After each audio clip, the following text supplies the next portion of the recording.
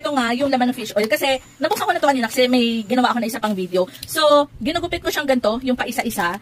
Pero ganito ang laman niya. So, parang tatlong banay. Kasi 30 pieces na capsule ang marireceive nyo kapag bumili kayo ng ganitong fish oil. So, ganito siya. Ayan ang likod niya. Ayan, naka-fish oil. Ayan, so ganyan yung itsura niya. Tapos yung likod, ayan, nakasulat lang, Fish Oil ATC Healthcare. Ayan, so ginugupit ko siyang ganyan-ganyan.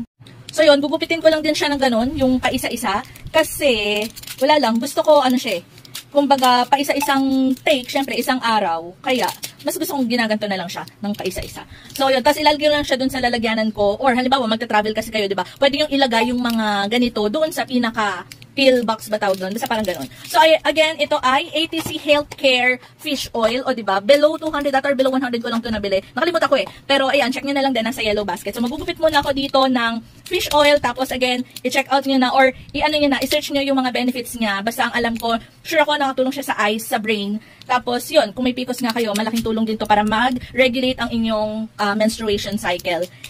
So again, ito yung tinitake ko ngayon na fish oil, yung ATC Healthcare. Kasi sabi nga nila okay ang fish oil sa katawan.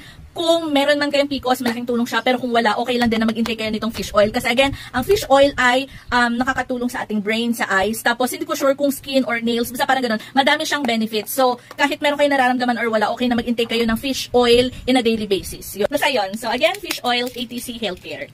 Nasa yellow basket.